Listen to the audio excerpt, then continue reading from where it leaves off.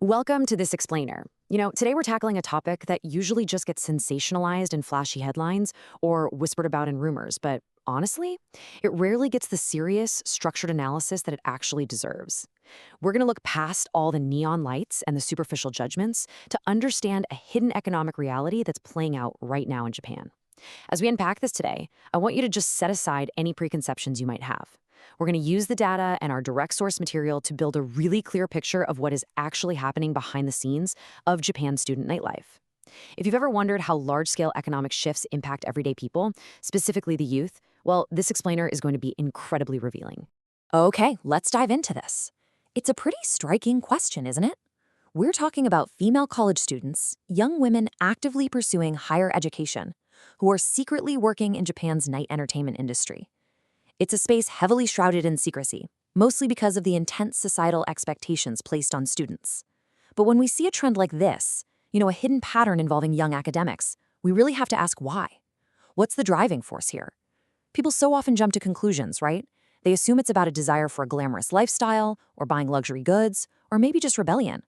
But as we unpack the truth today, you're going to see that the reality is fundamentally different, and honestly, far more grounding than any of those stereotypes suggest. The harsh reality? It's simply to survive. The primary motivator here isn't luxury at all. It is basic, fundamental survival. Think about the traditional image of college life for a second. You're studying in the library, joining campus clubs, preparing for a future career. Now, contrast that with the crushing pressure of struggling to afford your literally next meal or constantly worrying about keeping a roof over your head. For these young women, participating in the night entertainment industry isn't some whimsical choice. It's a vital lifeline. It's an absolute economic necessity, born out of an immediate need for cash, just to sustain their daily existence and keep their academic careers alive. Now, what's really interesting is how these compounding financial pressures map out into what is basically an impossible journey. First, we've got the geographic shift. They're moving from small, affordable rural towns to incredibly expensive major cities just to attend university.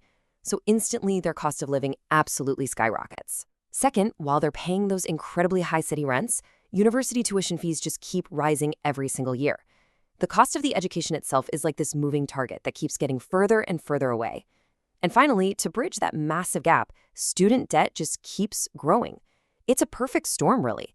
It's not just one single financial hurdle. It's a series of escalating economic walls that trap these young women, leaving them desperately searching for some kind of way out. Let's see how this builds when we weigh their actual options in the real world. On one hand, we have regular part-time jobs, working in a cafe, a convenience store, or retail. Our sources tell us very clearly, these jobs often just do not pay enough. The math simply doesn't work out when you factor in city rent, food, and that rising tuition.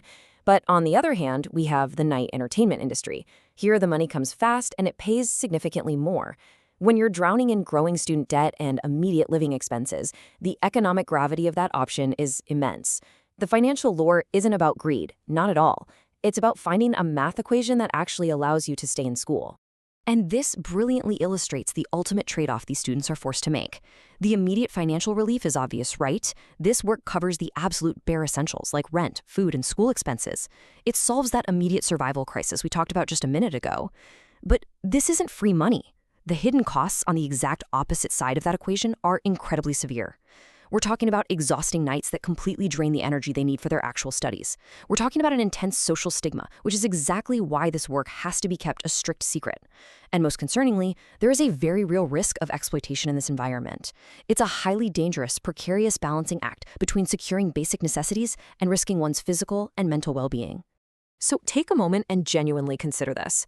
Based on everything we've just uncovered, is the real problem here actually the students themselves? It is so easy for society to look down on individuals who work in nightlife, to blame them for their choices, or to view it as some sort of personal moral failing. But when you zoom out and look at the rural to urban migration, the skyrocketing tuition, the mounting debt, and the totally inadequate pay of regular jobs, does it really make sense to blame the young women navigating this maze? Or should we maybe be looking a bit deeper at the root cause, at the very blueprint of the maze itself? So, the crucial point is this. We are dealing with a systemic flaw. When a significant number of young people feel totally forced to engage in high-risk, stigmatized work just to afford basic higher education, the spotlight really needs to shift away from the individual and onto the broader socioeconomic structure. We're looking impartially at a system that demands a university degree for future success, yet completely prices that very degree out of reach for average families coming from rural areas. The nightlife industry in this scenario is simply the symptom.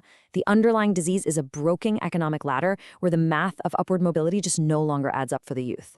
I want to leave you with this exact quote, straight from our source material. A system where education gets more expensive while young people struggle just to stay in. This brilliantly captures the ultimate takeaway from our explainer today. We really have to ask ourselves, what is the long-term sustainability of an education system that operates this way? When the price of knowledge becomes so high that young people have to risk exploitation and pure exhaustion in the shadows just to participate, who is really paying the cost? It's a provocative question for sure, and one that absolutely challenges us to rethink how societies value and support their future generations. Thank you so much for joining me to unpack this really complex issue today. Keep asking those big questions, keep looking at the data, and I'll see you in the next explainer.